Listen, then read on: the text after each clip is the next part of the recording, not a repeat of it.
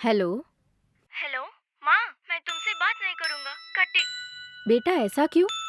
बात क्यों नहीं करोगे? अपनी माँ से इतना गुस्सा क्यों? मेरी फ्रेंड श्रुति है ना, उसकी माँ उसे देखने के लिए आई है। उसके लिए नए कपड़े के साथ साथ कार भी खरीद के दी है। जाओ माँ, तुम मुझसे मिलने के लिए नहीं आई है आज। बेटा कल ही तो तुमसे मिलने आई थी ना। माँ, लेकिन आज तुम नहीं आई ना। जाओ, मैं तुमसे बात नहीं करूँगा। अगर तुम मुझसे बात नहीं करोगे तो मैं रो दूंगी।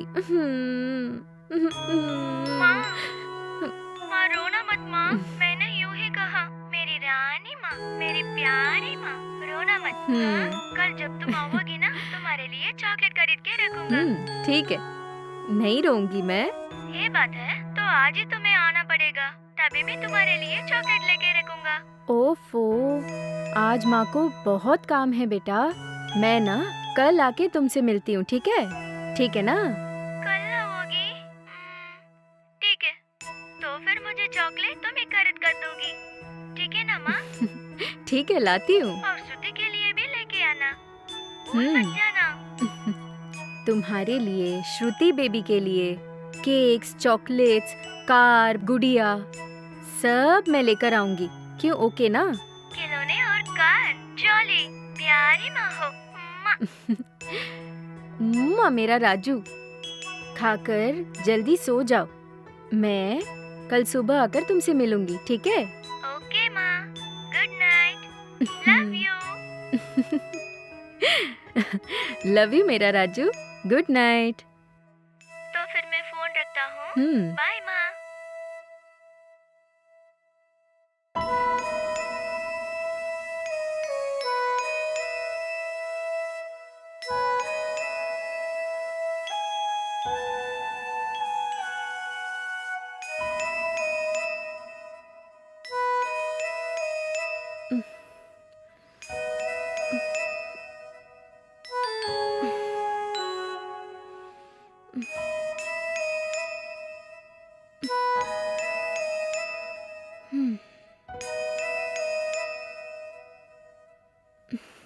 हेलो।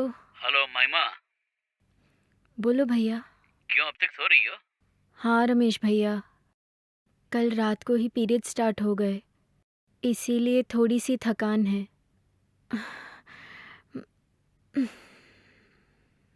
बोलिए भैया, कुछ ज़रूरी बात है क्या? सॉरी महिमा, तुमसे पूछे बगैर ही मैंने आज एक अपॉइंटमेंट दे दिया। क्या रमेश भैया, आपको पता है ना, ये सब मैं सिर्फ अपनी ज़रूरत के लिए कर रही हूँ, और ऊपर से ये पीरियड्स और है, इसीलिए बहुत थक गई हूँ। प्लीज़ ये अपॉइंटमेंट आप कैंसिल कर दीजिए।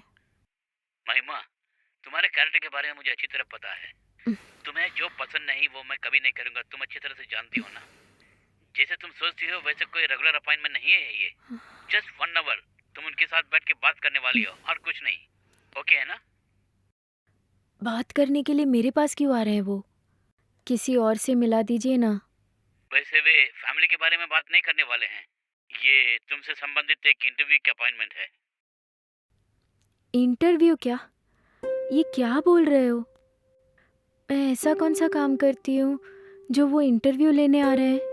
लेकिन इंटरव्यू लेने वाला तुम्हारा इंटरव्यू लेने के लिए जिद कर रहा है।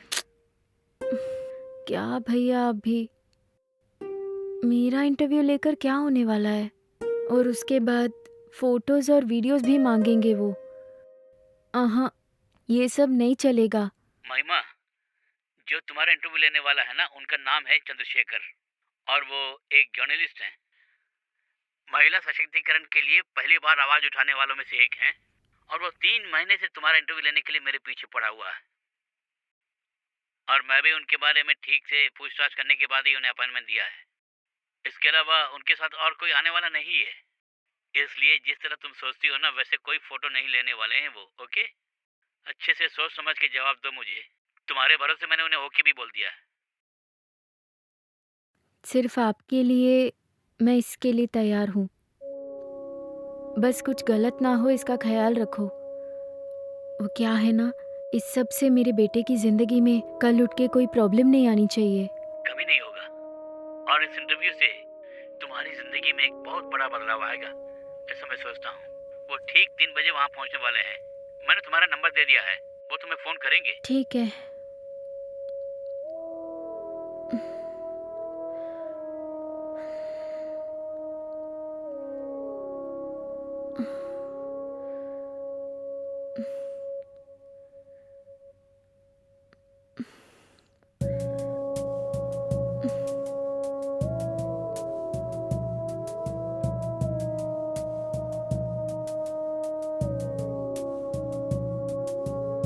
हम्म,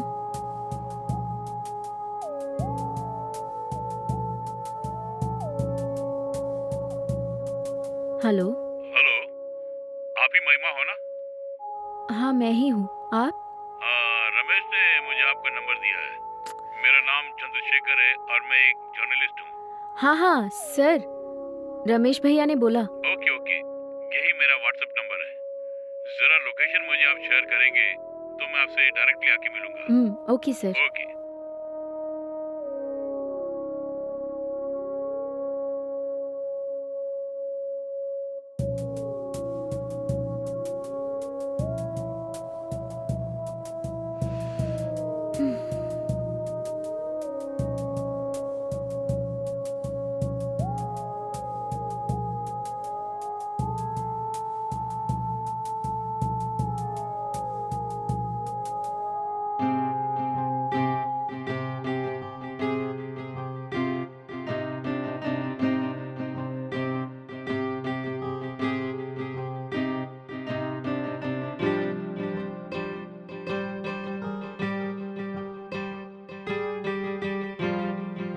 हेलो, हेलो। बोलिए सर। हाँ महिमा, मैं चंद्रशेखर बोल रहा हूँ। आपने जो लोकेशन भेजा वहाँ पे आ चुका हूँ मैं। एग्जैक्टली आपका घर कौन सा है? आपके बाजू में एक वाटर टैंक होगा, देखिए सर। Water tank? हाँ है। हाँ, उस वाटर टैंक के राइट में तीसरा घर है सर।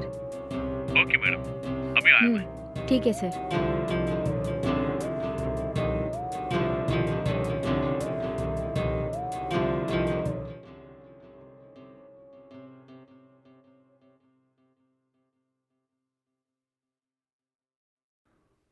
हाँ, आप ही है ना महिमा? हाँ, मैं ही हूँ, आइए सर।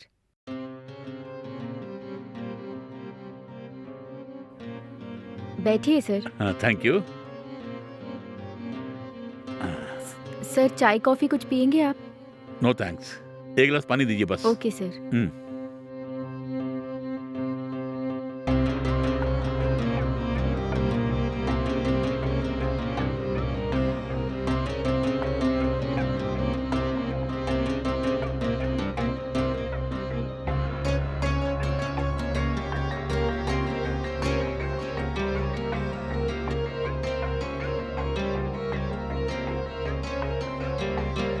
लीजिए।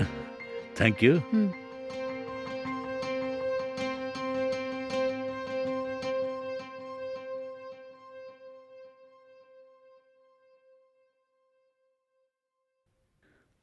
एक मिनट।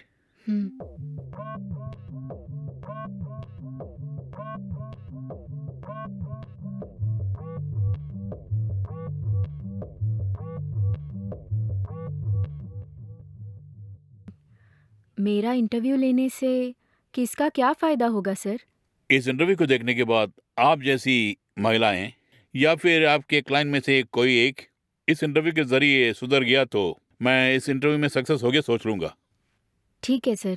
मेरे बारे में कुछ जानना चाहते थे, कहा था आपने। क्या है सर? क्या जानना चाहते हो? बोलिए। कितने बरसों से आप इस धंधे में हैं?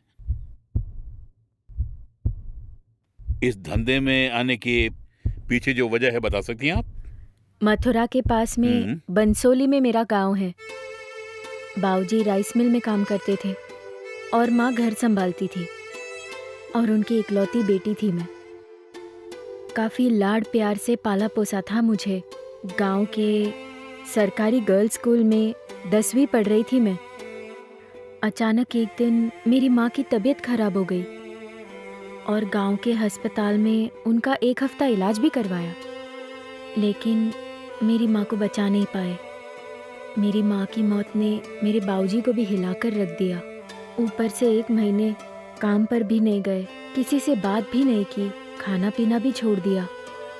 ऐसे ही चलता रहा तो फिर उनको भी कुछ हो ना जाए इस डर से मेरे बाबूजी के रिश्तेदारों ने उनकी दूसरी शादी करा दी। उनको लगा दूसरी शादी के बाद उनकी जिंदगी बदल जाएगी, लेकिन बदली तो मेरी जिंदगी थी। बचपन से ही गवर्नमेंट एग्ज़ाम देकर गवर्नमेंट में काम करने का मन था सर। लेकिन सर, मेरी सौतेली माँ ने तो मेरा स्कूल जाना ही बंद कर दिया। सुबह 5 बजे उठकर रात के 12 बज जाएं तब भी सो नहीं सकती। इतना काम कराती थी मुझसे मेरी सौतेली माँ, और मेरे बाबूजी मेरी सौतेली माँ की बात कभी नहीं टालते थे। उस घर में मेरा जीना हराम हो गया था सर। इसी तरह 3 साल गुजर गए। अचानक एक दिन पापा काम करते थे वो राइस मिल बंद हो गया। मेरे बाबूजी की तनख्वाह बंद होने की वजह से कर्ज का बोझ भी बढ़ गया। इसीलिए सौतेली माँ ने मुझे एक गारमेंट की फैक्ट्री पर काम पर भेज दिया, और उसके बाद घर में एक दिन भी मैं चैन से सोई ही नहीं। घर का काम और गारमेंट का काम एक दिन तो जैसे 1 घंटे जैसा लगने लगा था मुझे। और तभी उस गारमेंट फैक्ट्री में काम करने वाला चंद्रू बोला मुझसे प्यार करता है, और मुझे भी वो पसंद था। उस वक्त मेरे घर की हालत को देखकर उसने घर छोड़कर आने को कहा, और मैं भी उसके साथ चली गई। हम दोनों ने एक मंदिर में शादी कर ली। हाथ में जो पैसे थे उससे एक छोटा सा घर किराए पर ले लिया, लेकिन वो भी ज़्यादा दिन नहीं टिका। पूरे 1 महीने मेरे साथ रहा, और अचानक एक दिन चंद्रू छोड़कर चला गया।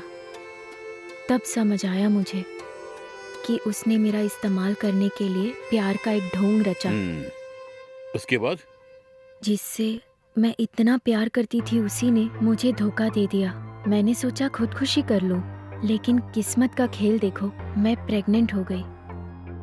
भले मेरे लिए ना हो, लेकिन मेरे पेट में पल रहे बच्चे के लिए जीने का फैसला किया। उस समय मेरी हेल्प करने के लिए आए चंद्रू के फ्रेंड ने भी मेरे साथ ज़बरदस्ती करने की कोशिश की।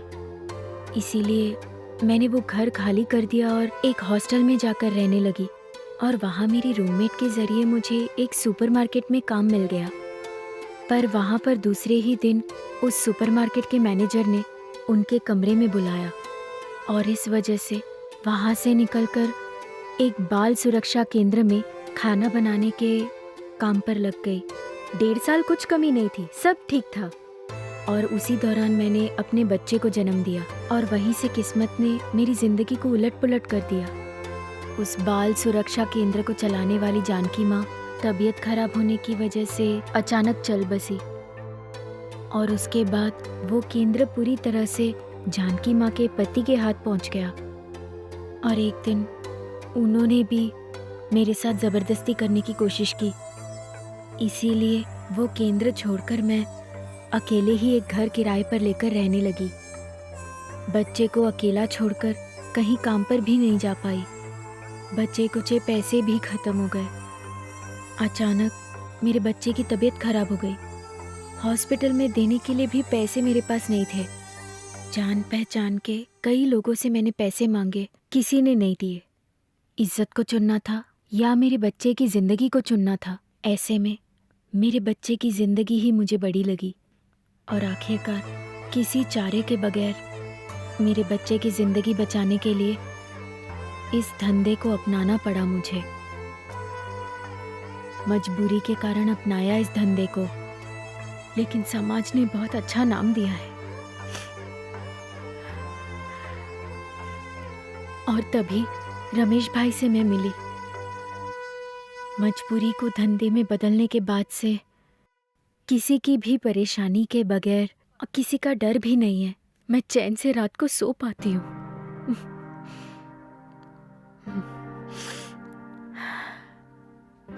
कोई इंसान अच्छा हो या फिर बुरा हो, सब माँ बाप के परवरिश पर निर्भर होता है बोलते हैं, लेकिन ये सच नहीं है। इसमें समुदाय का भी हाथ जरूर है। खैर, जो कस्टमर आपको ढूंढ के आते हैं वो किस मानसिक अवस्था में आते हैं और कैसे आप उनका सामना करती हैं, जरा बता पाएंगी क्या? कस्टमर आते हैं सर, ऐश करने के लिए आते हैं। इतने पैसे होते हैं, कैसे खर्च करें पता नहीं, तो मेरे पास चले आते हैं। और उसी तरह एक दिन एक 19 साल का लड़का मुझे ढूंढता हुआ आया।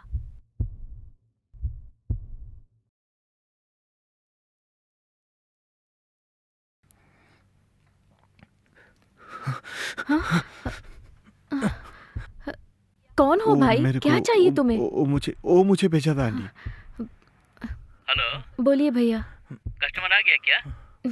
नहीं भैया, एक छोटा सा लड़का आया है। किस मुश्किल में है पता नहीं, क्या है पूछकर उसको भिजवाकर आपको फोन करती हूँ भैया। उसके बाद ही आप कस्टमर को भेजना। अरे रे महिमा, वो छोटा लड़का ही कस्टमर है, उसे अच्छी तरह से खुश करके तुम भेज देना, ठीक है? मैं फोन रखता हूँ। आंटी, रमेश सर ने भेजा है मुझे इधर। ठीक है, अंदर आ।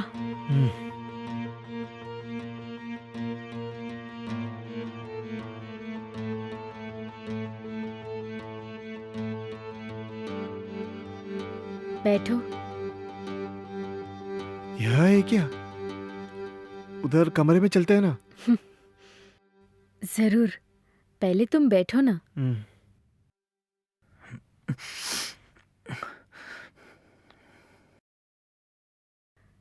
क्या पियोगे, कॉफी या चाय? अब जो भी दोगे वो पी लूंगा आंटी।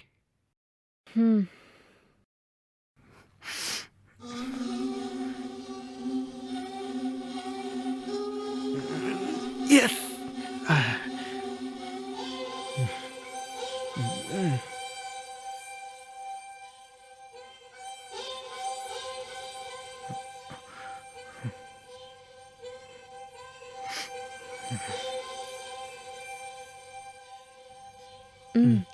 Thanks aunty.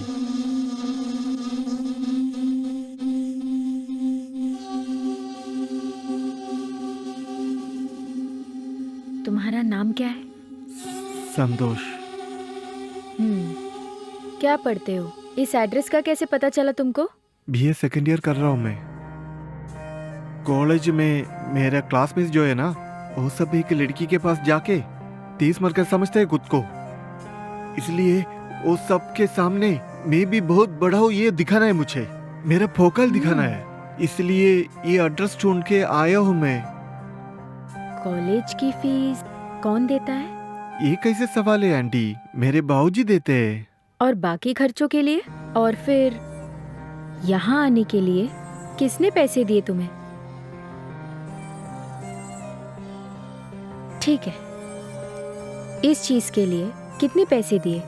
मुझे 10,000 बताया था और 2,000 एडवांस दे दिया मैंने। 2,000 का एडवांस। उन पैसों को तुम कहाँ से लाए? किसने दिए? बाबूजी ने दिया मुझे। बाबूजी क्या काम करते हैं? प्राइवेट सिक्योरिटी सर्विस में वॉचमैन का काम करते हैं वो। क्यों बेटा, तुम्हारे पापा रात भर मेहनत करते हैं ताकि उनका बेटा पढ़ लिख कर अच्छी नौकरी करके कोई बड़ा आदमी बने। यही उनका सपना है ना। चाहे जितना भी कष्ट हो, मेरे बेटे को कोई कष्ट ना हो, इसीलिए इतना खर्चा उठाकर तुम्हें पढ़ा रहे हैं। और उन्हीं पैसों को तुम किस पर खर्च कर रहे हो दिख रहा है ना। देखो बेटा, कॉलेज में तुम्हारी इन 4 सालों में कई सारी कठिन परिस्थितियों का सामना करोगे तुम, और उनमें से सिर्फ अच्छी यादों को आखिर तक याद करते रहना। अगर तुम बुरे ख्याल पालते रहोगे ना एक दिन तुम्हें बुरी राह पर ले जाएगा, और एक दिन उन्हीं ख्यालों में वो गलती कर बैठोगे, और उसके बाद तुम्हारी पूरी जिंदगी की दिशा बदल जाएगी। तुम्हारे लिए तुम्हारी माँ बाबूजी जो कष्ट उठा रहे हैं वो बर्बाद हो जाएगा। मैं जो कह रही हूँ वो समझ रहे हो ना? तुम्हारे भले के लिए कह रही हूँ। ये सब बहुत छोटी बात है। अच्छे से पढ़कर तुम्हें एक बड़ी नौकरी मिले और हाथ भर पैसे कमाओगे तो तुम्हारे कदमों तले होगा ये सब। तुम्हारी उम्मीदों से भी बढ़कर मिलेगा सब कुछ। अब जाओ और पापा ने जो पैसे दिए उन्हें अपनी पढ़ाई पर लगाओ, समझे? लेकिन तुम फिर भी यही चाहते हो तो आओ, दोनों कमरे में जाते हैं, मैं तैयार हूँ।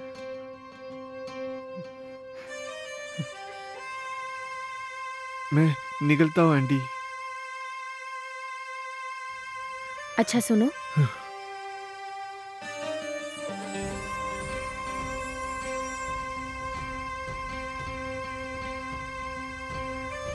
ये लो, ये सिर्फ पैसे नहीं है, तुम्हारे बाबूजी के मेहनत के फूल हैं, संभल कर, मुरझा जाएंगे।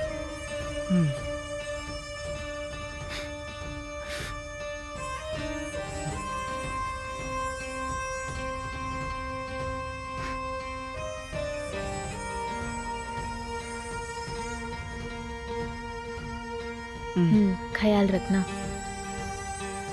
वही आंटी। ध्यान से।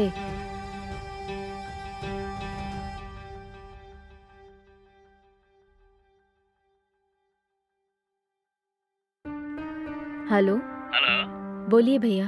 सुनो महिमा, उस लड़के ने तुम्हें पेरेंट्स पैसे वगैरह दे दिया ना? नहीं भैया, मैंने उसे वापस भेज दिया। क्या कहा, वापस भेज दिया?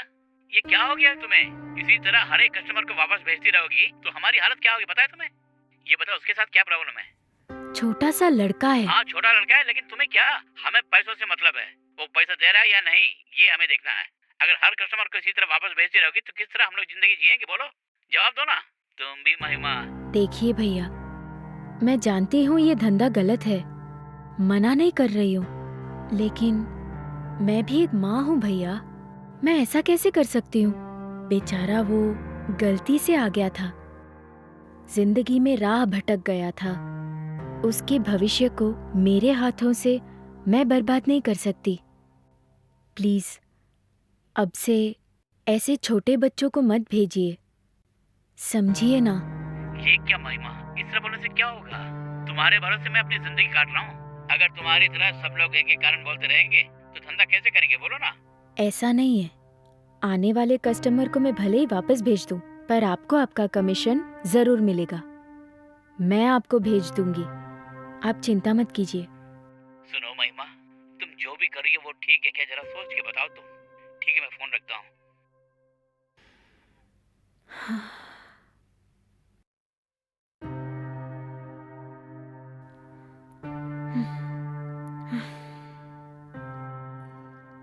हाँ, मैं बाद में फोन करता हूँ। हाँ, खत्म हो गया। हाँ, शाम तक भेज दूंगा मैं। Sure sure, definitely. सॉरी, एक आर्टिकल का क्लाइमैक्स पूछ रहे थे, वो उसी बारे में बात कर रहे थे। ये पक्कापन तुम्हारे अंदर कैसे आ गया? लोग अक्सर सिर्फ पैसे ही देखते हैं सर, लेकिन मैं उनके पास जो पैसे हैं वो उनके पास कहाँ से आए ये भी देखती हूँ। उस बच्चे को देखते ही मैं समझ गई थी सर, वो पैसे उसने कमाए नहीं थे, माँ बाप के दिए हुए पैसों से ही जी रहा था। उन पैसों में उसके पापा का कष्ट और सपनों को देखा मैंने, इसीलिए सर उसे समझाकर भेज दिया मैंने। अगर सभी तुम्हारी तरह रहें तो कोई भी कभी भी किसी को जानबूझ के धोखा नहीं देगा। इसी प्रकार का कोई और हादसा हुआ है आपके साथ, जरा बोल सकती हैं? या फिर सिर्फ यही है ना सर?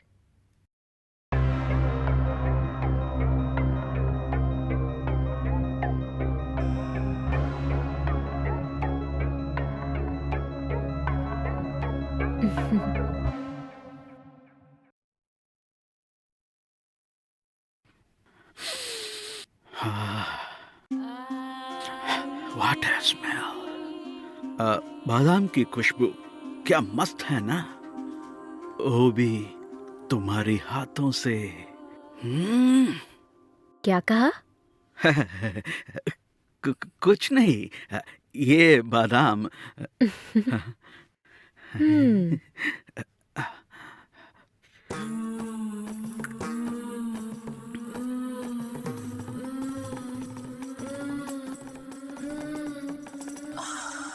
वाह, फैंटास्टिक डिजाइन। क्या बोले? यही कि तुम्हारी साड़ी की डिजाइन के बारे में बोल रहा था। ओहो, ऐसा ही तुम सोच रही होगी ना? ऐसा कतई नहीं है। क्या बोलूं मैं, एक अप्सरा, आहा, नो, एक रूप की रानी मेरे सामने खड़ी है तो मैं किस लिए साड़ी के डिजाइन के बारे में बोलूंगा? मैंने तुम्हें ही बोला, तुम्हारी खूबसूरती को।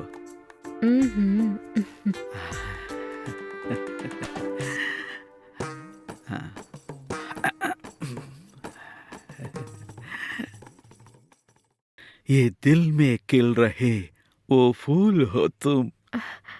क्या? कविता है। ओहो, सुनाइए सुनाइए। तुम जो फूल हो मेरे दिल में खिला है, इस दिल से तू कभी भी दूर मत जाना। इस कामदेव की एक छोटी सी शर्त को, इस शर्त को तुम पूरी करके मुझे आलिंगन करो मेरी जान। तुम्हारे सीने पे सर रखने के लिए बेताब हो रहा हूं मैं। मेरी जवानी की नजरों में कई फूलों को देखा होगा, मगर तुम जैसा फूल नहीं देखा है। तुझे पाने के लिए तड़प रहा है ये मेरा दिल। सपनों को तोड़ दिया और सच्चाई से मुंह मोड़ लिया और नस नस में काम के बीज को बो दिया। Who is the black sheep? Phone को साइलेंट मोड में रखो। सॉरी जी।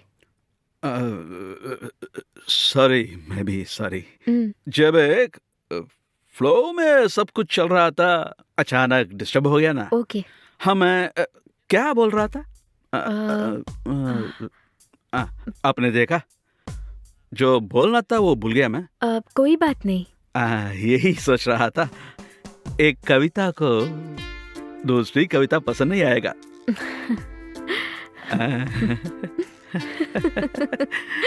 आप बहुत मस्त टाइप के लगते हो सूर्या। आपके साथ कोई भी लड़की क्यों ना हो, दिन भर हंसती रहेगी।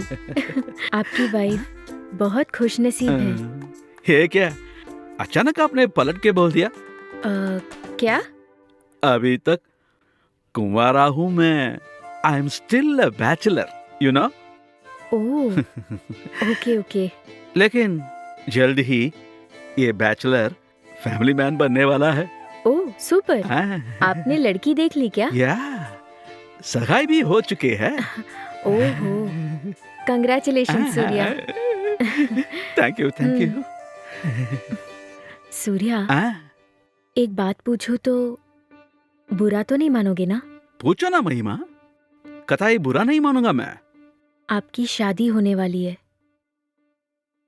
आप फिर यहाँ क्यों आए? प्लीज मुझे गलत मत समझिएगा। पूछने का मन किया तो पूछ लिया। इस पे क्या बुराई है? तूने ओपनली पूछ लिया, ये मुझे बहुत पसंद आ गया। I like you. वैसे एक नई कंपनी में जॉब अप्लाई करने वक्त एक्सपीरियंस डिमांड करेगा ना? क्यों पूछते हैं? एक्सपीरियंस हो तो वो अच्छे से काम करेगा, ऐसा विश्वास तो है ना? Am I right? या, एब्सोल्युटली राइट। साधारणतः काम के लिए एक्सपीरियंस नेसेसिटी है, तो मैरिज के लिए भी ये जरूरत पड़ेगा ना। और उसमें भी first night experience is very expensive, right? So उसी एक्सपीरियंस के लिए तुम्हें यहाँ ढूंढ के आया हूं मैं। Wow, great. डोंट वरी, आपकी एक्सपीरियंस मेरी गारंटी। Thank you. आपकी फियांसे का नाम मैं जान सकती हूँ क्या? हाँ जरूर, उनका नाम स्वाति है। वो क्या करती है? वो दरअसल एक सॉफ्टवेयर इंजीनियर है। ओके। वैसे हाँ, स्वाति आप ही की तरह एक्सपीरियंस ढूंढते हुए किसी और के पास? स्टॉप इट महिमा, तुम्हें एक क्या बोल रही हो? तुम्हें कुछ पता है क्या? अरे रे, इतनी टेंशन क्यों? टेंशन मत लीजिए सूर्या। एक्सपीरियंस सिर्फ आपको हो तो काफी है क्या? जिससे आप शादी कर रहे हो उसे भी होना चाहिए ना? प्लीज महिमा, उसके बारे में कुछ मत बोलो। वो बहुत ही अच्छी लड़की है। अपनी मंगेतर पर आपको बड़ा भरोसा है। यही भरोसा स्वाति को आप पर भी होगा ना? उसके भरोसे को ना तोड़ना आपकी जिम्मेदारी है ना?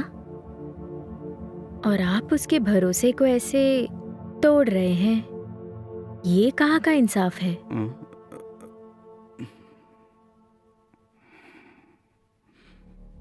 ये क्या सूर्या, मर्दों के लिए एक नियम है, औरतों के लिए दूसरा नियम है।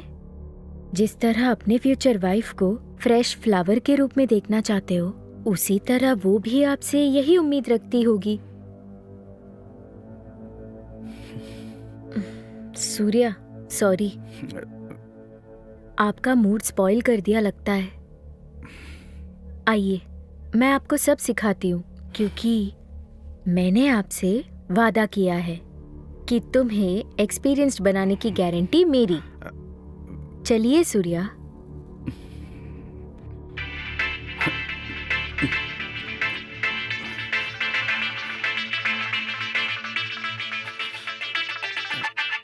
अटेंड करो सूर्या, आपकी स्वाति है ना?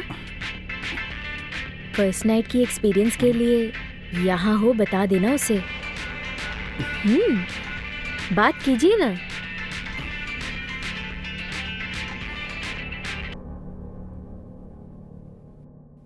हेलो। हेलो। हाय, कहाँ हो तुम? घर से बोल रहे हो? हमारी शादी में अपने दोस्तों को इनवाइट करने के लिए आया हूँ। ओह, ये बात है। तुम्हारी फ्रेंड है? उसकी नाम क्या है? महिमा। वो मेरे लिए एक फ्रेंड ही नहीं, मेरी सिस्टर भी है। अच्छा, सिस्टर की तरह है क्या? ठीक है, मैं बाद में फोन करता हूँ। सिस्टर, आप जरूर मेरे शादी में आओगी।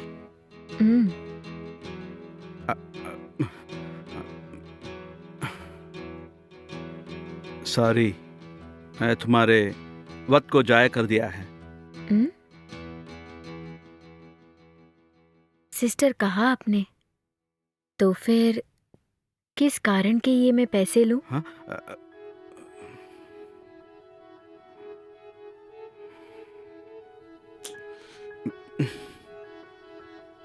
As a sister, all the best. Thank you.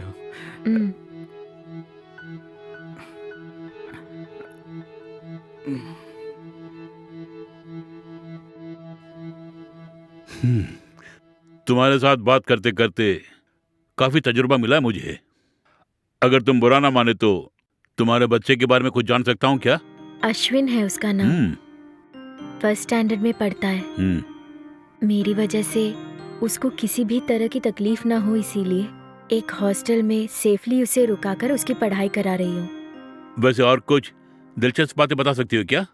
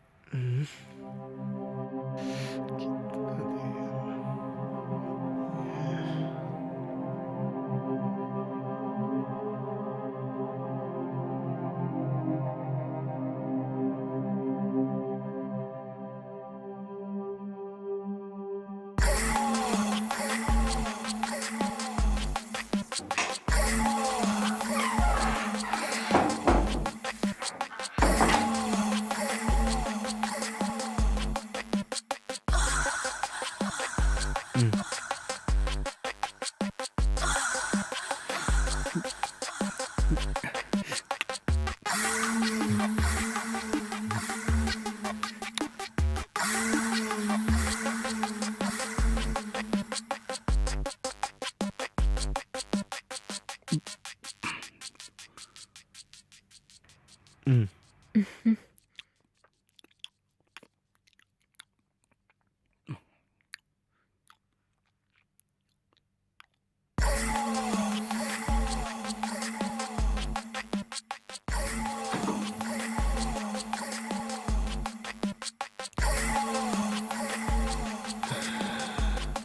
हम्म,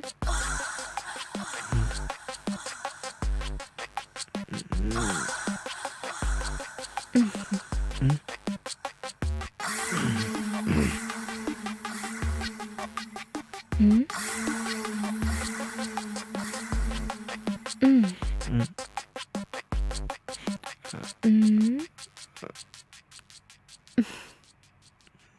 क्या हुआ? ये मेरा फर्स्ट टाइम है, इसलिए थोड़ा घबराहट हो रही है। फर्स्ट टाइम सबके साथ ऐसा ही होता है। घबराइए मत, मैं हूं ना। हम्म,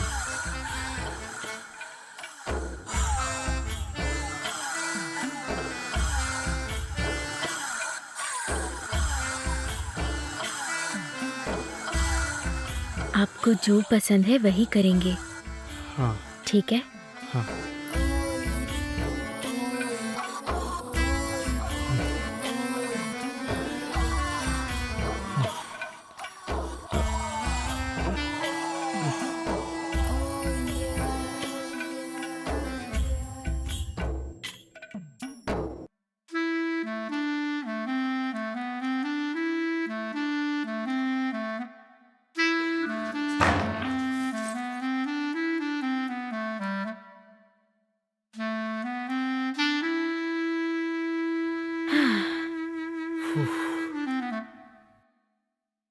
क्या हुआ? आप पूरी तरह खुश हैं ना?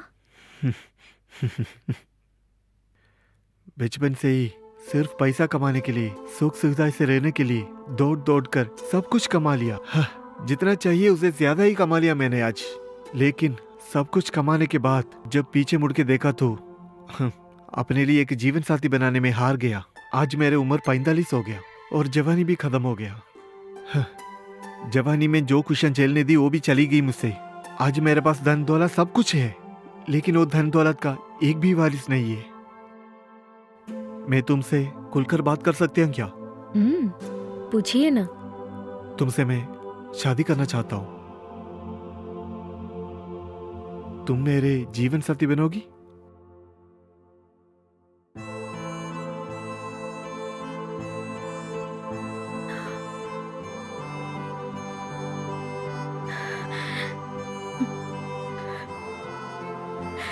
क्या हुआ? क्यों रो रही है? कोई गलत तो नहीं पूछा? मैं बहुत खुश हूँ। आपसे शादी करके हमारे 2 बच्चे होंगे। हर रोज सुबह आपसे पहले उठकर आपके लिए गरम गरम नाश्ता तैयार करूंगी।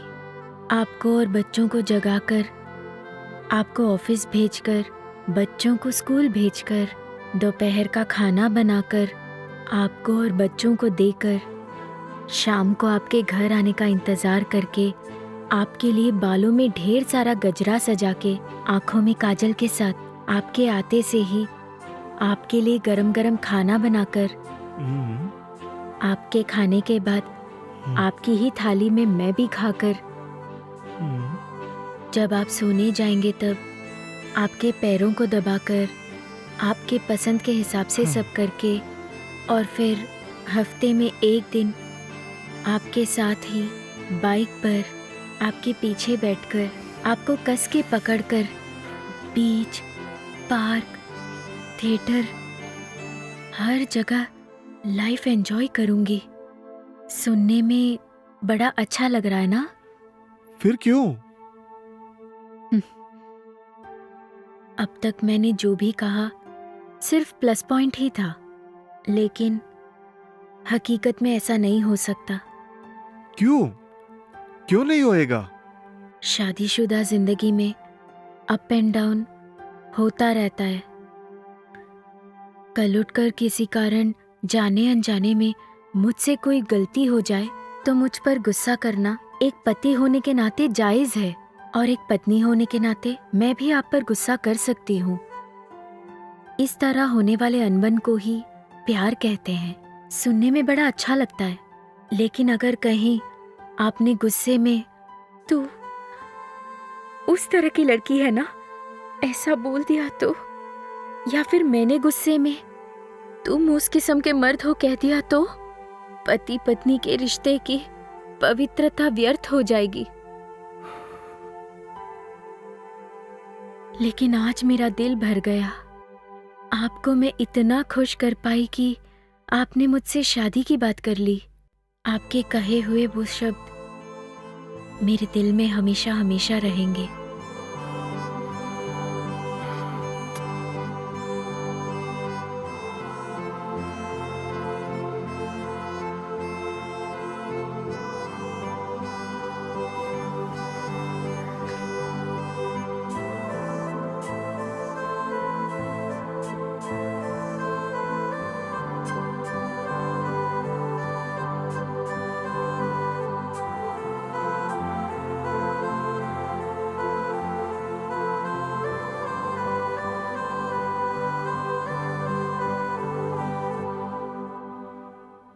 सही बात है। तुम्हारे कहे मुताबिक अगर उनसे तुम्हारी शादी हो जाती तो छोटी मोटी लड़ाई के कारण दोनों रूठ जाते और फिर तुम्हारे दिल को भी ठेस भी पहुंच गई होती। चांसेस है, लेकिन फिर भी तुम्हें ठंडे दिमाग से सोच के जवाब देना चाहिए था, क्योंकि आजकल कोई ऐसा पति पत्नी नहीं है जिनके बीच लड़ाई झगड़े ना हो। जरूर सोचती मैं सर। शादी की बात अगर वो 4-5 साल पहले मुझसे पूछते ना तो मैं जरूर हाँ कर देती। मेरी जिंदगी संवर गई होती। लेकिन देखिए ना, सब कुछ एक सवाल बनकर रह गया। देखो, मुझे एक छोटा सा संदेह है, क्लियर कर लूं क्या? और क्या, कर लीजिए ना। आप आने वाले सभी कस्टमर के साथ इस तरह फर्स्ट नाइट सेटअप में ही स्वागत करते हैं क्या? नहीं, कस्टमर्स के पसंद के हिसाब से ही होता है। ओह, उस दिन जो आए थे उनकी शादी नहीं हुई थी। उन्होंने मुझसे कहा था कि उन्होंने कभी सुहागरात नहीं देखी, इसीलिए उनके खातिर मैंने अरेंज किया। आपके सवाल का जवाब यही है। और यहाँ एक और कस्टमर के लिए मैं उनकी बेटी और वो मेरे लिए पिता बने, ऐसा भी हुआ है।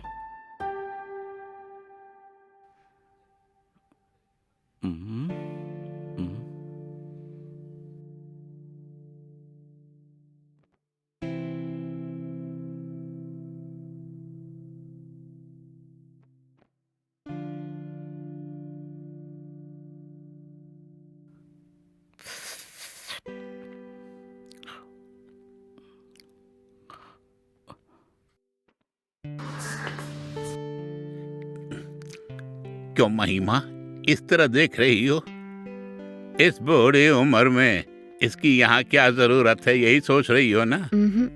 ऐसा मैंने कुछ भी नहीं सोचा। सोचा भी तो कोई बुरी बात नहीं है। मेरा नाम राम मोहन है और एक सरकारी मुलाजिम था मैं, और इकलौता बेटा है और उसे अच्छा पढ़ाया लिखाया। फिलहाल विदेश में दोनों हाथों से कमा रहा है वो। उसकी शादी करवा के पोते पोती के साथ एक ही घर में खुशी खुशी जिंदगी जीना चाहा था मैं, लेकिन मैंने जो सोचा उसके विपरीत हो गया सब। मेरा बेटा शादी के बाद अपनी जोरू और छोटे बच्चों के साथ विदेश में ही सेटल हो गया, और मेरी घरवाली वो भी पोती पोती को देखने के लिए विदेश में जाके सेटल हो गई। फिलहाल मैं यहाँ बिल्कुल अकेला हूँ महिमा। मेरी देखभाल करने वाला कोई नहीं है, खुल के बात करने वाला भी कोई नहीं है महिमा। रिटायर्ड हुए मुझे 6 साल हो गए हैं। मन में बहुत भार है महिमा। इन 6 सालों में मेरी खैरियत पूछने वाला कोई भी नहीं है। दिल बहुत दुख रहा है महिमा।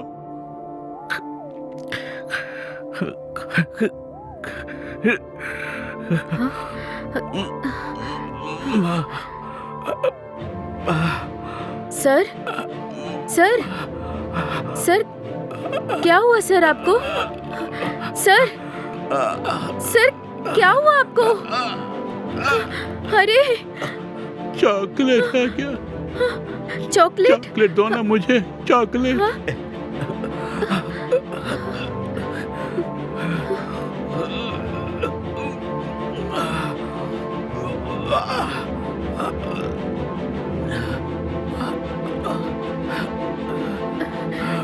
सर, मुंह खोलिए।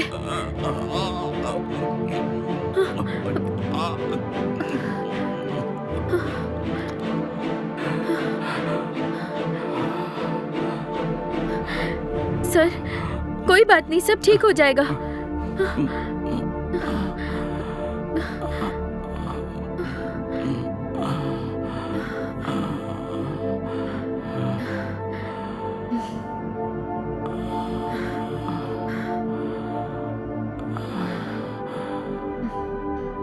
बहुत शुक्रिया महिमा। मुझे लो शुगर है। मेरे साथ कब क्या होगा किसी को कुछ नहीं पता। मेरी देखभाल करने वाला कोई भी नहीं है, यही मेरी समस्या है। लेकिन तुमने मेरा भी ख्याल किया ना, यही मुझे चाहिए था। यही मेरी समस्या है। दिल खोल के किसी से बात करने से दिल का भार कम हो जाता है, सुना है। लेकिन मेरा अपना कोई नहीं है। कई जगह होके आया हूं मैं, लेकिन पूछने वाला कोई भी नहीं है। इस बुढ़ाऊ को यहाँ क्या काम, यही सोचते हैं सब। लेकिन तुमने ही मुझे यहाँ बिठाकर कॉफी पिला के प्यार भरी 4 बातें बोल के मेरी बातों को तुमने सुन जो लिया, किससे बढ़कर खुशी कहीं नहीं मिलेगी। तुम्हारा बहुत बहुत शुक्रिया। सर, यहाँ आने वाला हर कोई ना कोई उम्मीद लेकर आता है। अगर आपकी यही उम्मीद है तो मैं आपकी उम्मीद पर खरी उतरूंगी। जब जब आप अकेला महसूस करते हो, उस समय आप बेझिझक मुझसे मिलने आ जाइए।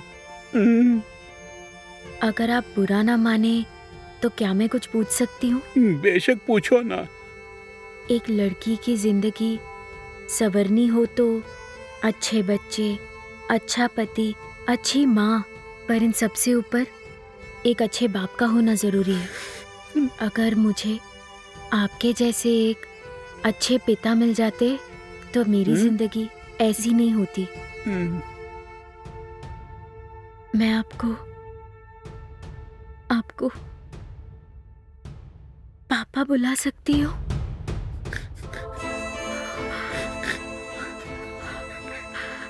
अगर मैंने कुछ गलत कहा हो तो मुझे माफ कर दीजिए। तुम भी मेरी बेटी हो महिमा।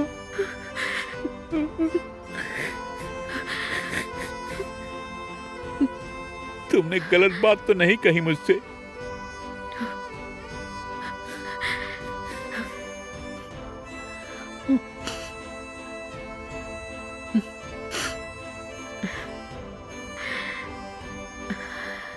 कमल के फूल के समान हो तुम, लेकिन भगवान ने तुम्हें कीचड़ में फलने फूलने दिया।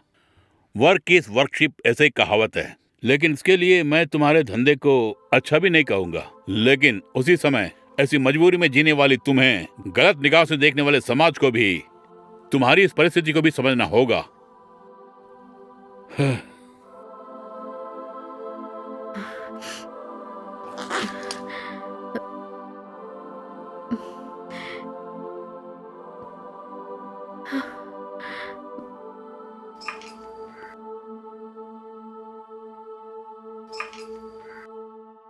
ये क्या है सर? जैसे मैंने रमेश को पहले ही बताया था, इस इंटरव्यू के लिए रखी गई पेमेंट है ये। मैंने बताया ना सर, मैं ये सब अपनी मजबूरी में कर रही हूँ। इन पैसों की जरूरत नहीं है। अगर मेरे जैसी कोई लड़की आपको कष्ट में दिखाई दे तो उसे ये पैसे दे दो। मैं जानता हूँ आप ये पैसे नहीं लेंगी। आपने जो इंटरव्यू दिया था ना मुझे, जब इसे मैं पब्लिश करूंगा तो मुझे एक मोटी राशि मिलेगी, और वो जरूर तुम जैसी अबलाओं के पास ही जाएगी। ये मेरा वादा है। शुक्रिया सर, बहुत शुक्रिया। अंत में कुछ कहना चाहूंगा। ये कलम और किसी बच्चे के हाथ में जाएगी तो घसीट के लिखेगा वो। अगर चित्रकार के पास जाएगी तो एक अच्छा सा चित्र बनाएगा वो। और एक कवि के हाथ लग गई तो एक अच्छी सी कविता उभर के आ जाएगी। और अगर किसी अच्छे लेखक के पास गई तो कई लोगों की किस्मत ही बदल जाएगी। और मुझे भरोसा है कि जरूर ये इंटरव्यू तुम्हारी किस्मत को ही बदल डालेगा।